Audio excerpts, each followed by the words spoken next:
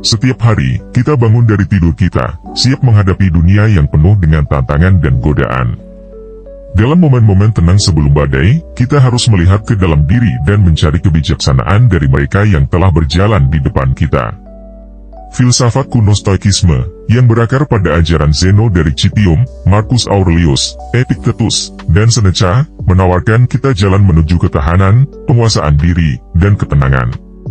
Saat kita memulai perjalanan setiap hari, mari kita ingat kata-kata Marcus Aurelius, Anda memiliki kekuatan atas pikiran Anda, bukan kejadian di luar. Sadarilah ini, dan Anda akan menemukan kekuatan.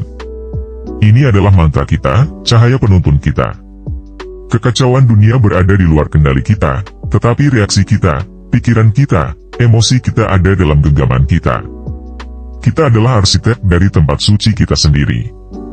Epictetus, yang dulunya seorang budak yang bangkit menjadi seorang filsuf terkenal, mengajarkan kita kekuatan pilihan.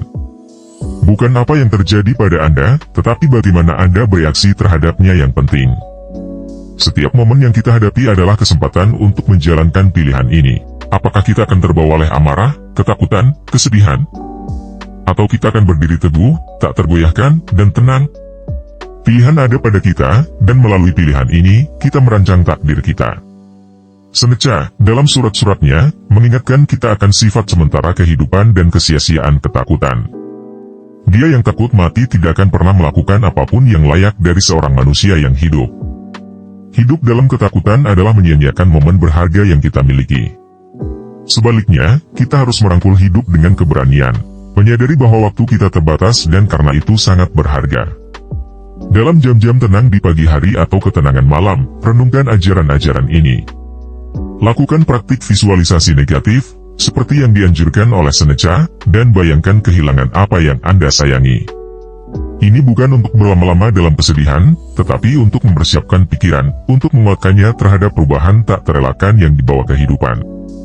Mulailah segera untuk hidup, dan hitung setiap hari yang terpisah sebagai kehidupan yang terpisah, kata Seneca kepada kita. Setiap hari adalah kehidupan baru, kesempatan baru untuk mewujudkan kebajikan, kebijaksanaan, keberanian, keadilan, dan pengendalian diri.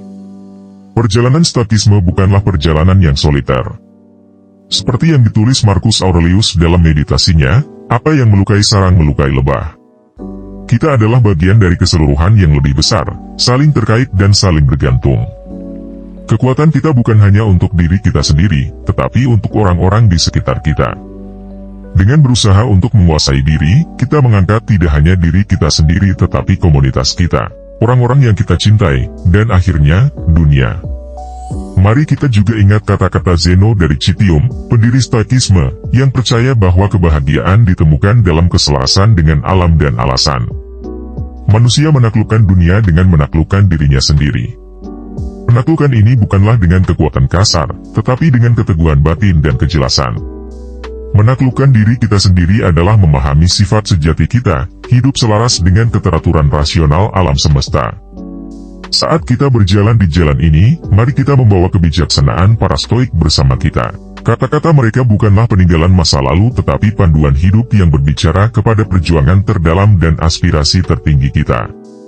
Dengan mendengarkan kutipan-kutipan Stoik ini setiap hari, kita memperkuat pikiran kita, menenangkan hati kita, dan mempersiapkan jiwa kita untuk apapun yang akan datang.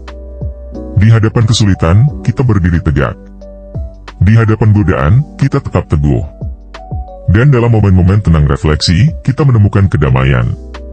Inilah esensi Stoikisme, sebuah filsafat yang bukan hanya untuk dipelajari, tetapi untuk dijalani dengan dalam dan sungguh-sungguh. Setiap hari.